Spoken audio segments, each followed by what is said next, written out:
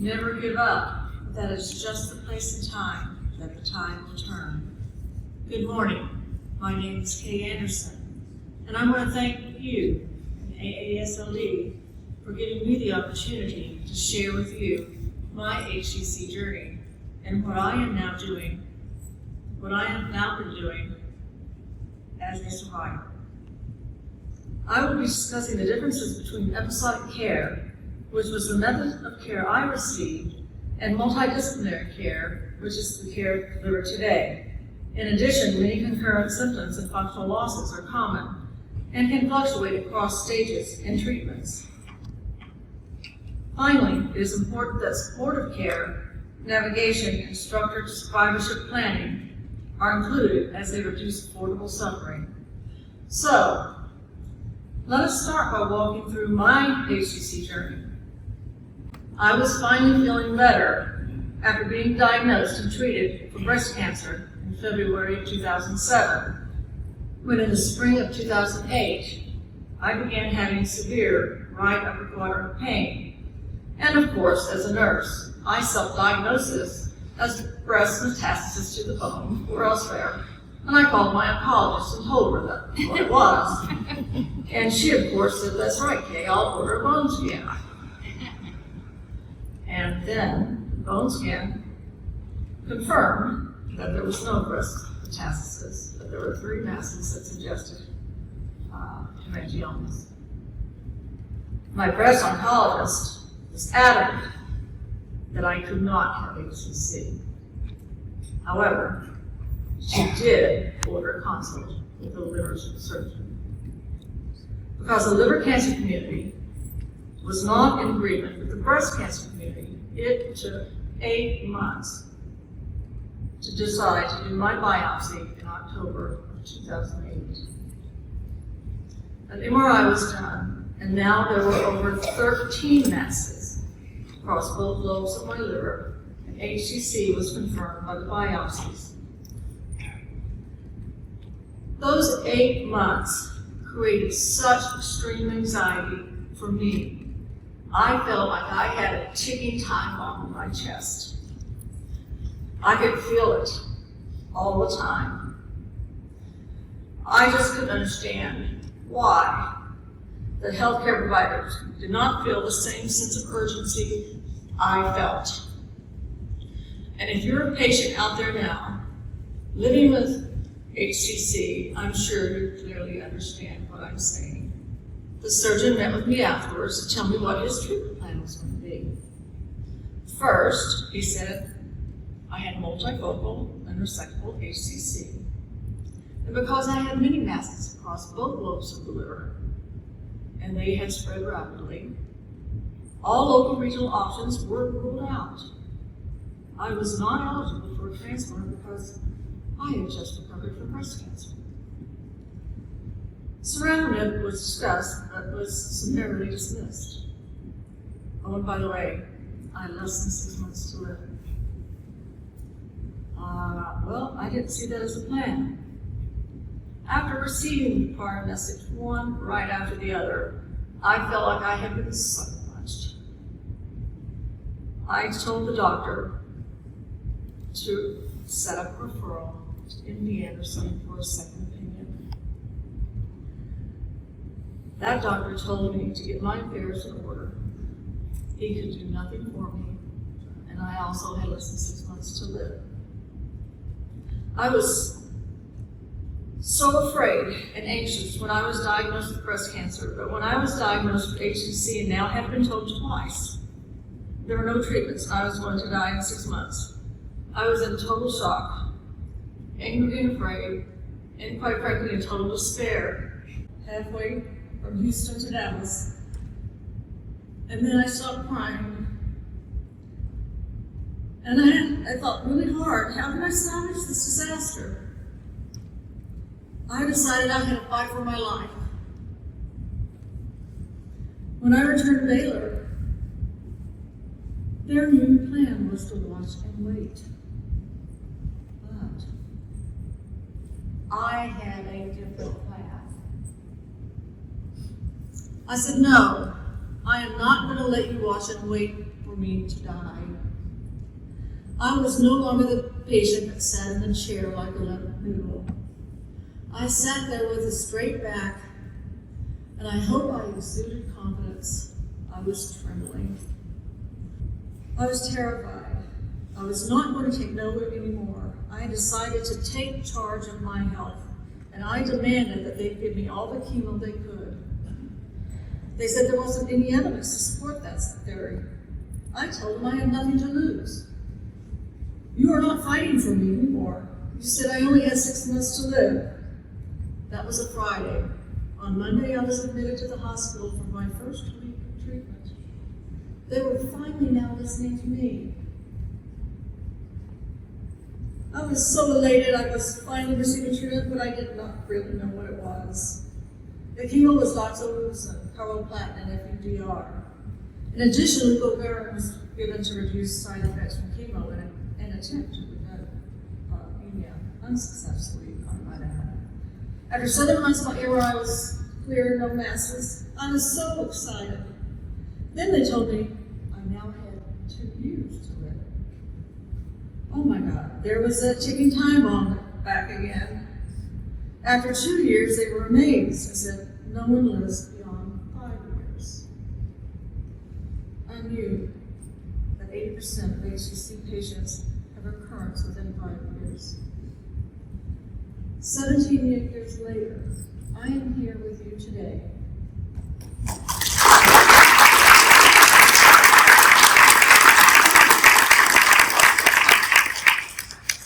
However, my journey was not easy because of an underlying condition called postural orthostatic tachycardia syndrome.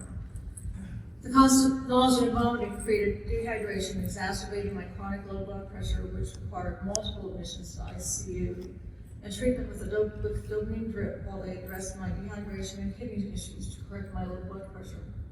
At one point, I was admitted to the ICU in septic shock and went into kidney failure. My care was being delivered in an episodic fashion. There was one doctor after the other coming in to try and discover what my sepsis was caused. Almost a week, they finally ordered an infectious disease doctor who diagnosed hydronephrosis and pyelonephritis, where I underwent a successful emergency laser lithotripsy. My right kidney was 5 times normal size. During another ICU admission, I coded and was obviously successfully resuscitated. In addition, I received blood transfusions throughout my treatment. I went into treatment weighing 145 pounds, and when the treatment was completed, I weighed 90 pounds and required a wheelchair when I needed to walk long distances. After 7 months of therapy, I had one visit from a dietitian who said she had heard I hadn't eaten very much. Did I want to change my diet? It's no wonder I lost 45 pounds in 7 months. My HCC was first uncovered from my bone scan in February 2008, and treatment did not start until February 2009. It took a year of begging, discourse amongst the cancer communities, second opinions, many delays, and finally, for me to take charge of my health, to receive treatment. I now live with stage 3 kidney disease as a lifetime complication from HCC. In 2008, HCC patients' care was delivered in an episodic model of care, which is reactive, creating isolated visits, and today, hopefully, in most places, it's delivered in multidisciplinary longitudinal care fashion, which is proactive, team-based, and continuous throughout the full journey of the patient. It includes navigation, monitoring, and core psychosocial support. So when I was treated with episodic model of care, it felt to me like a game of whack-a-mole. Okay, Kay now has low BP, whack. Let's address that. Now she has septic shock, Dr. 1 comes in to visit, whack. So finally infectious disease doctor comes in, whack. Multidisciplinary care is like a football team as they communicate, plan, coordinate their plays, then reevaluate and adjust their plan as necessary. Had I been treated under that model, the hospitalist would have consulted with my primary care physician and the infectious disease doctor. I would not have gone into kidney failure because they would have been proactive by working collaboratively and bringing in the infectious disease doctor early. I may not be living with stage 3 kidney disease today.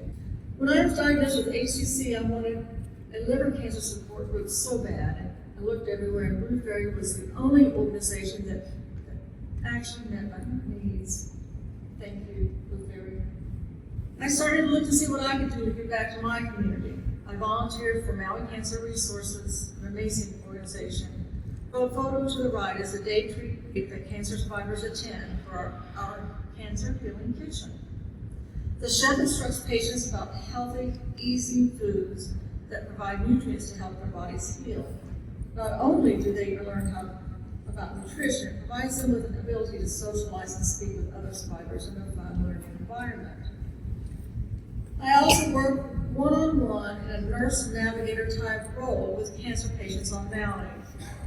Patients either contact me by word of mouth, or oncologists call me if they need assistance with certain patients. And of course, I support Blue Faery Foundation anytime they need me.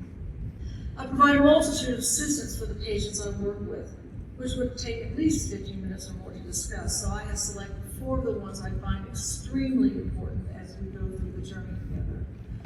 First, I tell them they have to take charge of their health. We're going to learn that. Become part of the care team.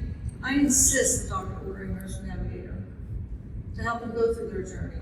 The main role of the Nurse Navigator is to be a dedicated guide and advocate for the patient, who coordinates care, educates patients and families, removes barriers to timely treatments, and provides ongoing psychosocial support throughout their cancer journey. They function as a single point of contact to streamline appointments, communication, and resources for diagnosis, treatment, survivorship, or end of life. This is very important to me. Next, I insist on consulting with a dietitian or an oncology nutrition dietitian who has board certification as a specialist in oncology. They understand exactly how cancer and its treatment affect nutrition and can create a plan to maintain strength, fight off malnutrition, and improve overall health and well-being.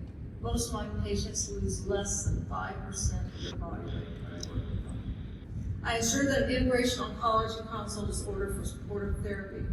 Many large university medical centers have already included this as an adjunct part of their conventional therapy.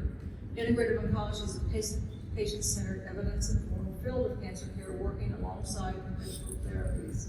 If you don't have that now, go to Society of Integrative Oncology, SIO, and learn more about it. If you don't have it, look to your nonprofits in your communities and use them. We use Maui Cancer Resources, and there's a doctor that runs it, and she's certified physician that set a program up at a university in North Carolina. Finally, ensure that palliative team is engaged early rather than later, as it will improve the quality of life of the patient. Palliative care is delivered in an interdisciplinary team such as physicians, nurses, social workers, and chaplains that adds an extra layer of support and addresses physical, psychosocial, and spiritual needs through early identification, impeccable assessments, and management of distressing systems. It is distinct from hospice, which is a form of palliative care for the final months of life. While palliative care can begin, and I say should begin at diagnosis and run concurrently with active treatment. I hope you now understand that patients with HCC require proactive, longitudinal care because of the potential of persistent and multidimensional burdens, and that early supportive care and navigation are as essential as oncological treatment choices. By incorporating integrative oncology into the treatment plan will improve the quality of life for the HCC patient. In closing, I want to thank you and any of you that participated in advancement in HCC care over the 17 years since I was diagnosed with HCC. As I said earlier, 80% of HCC patients recur in 5 years.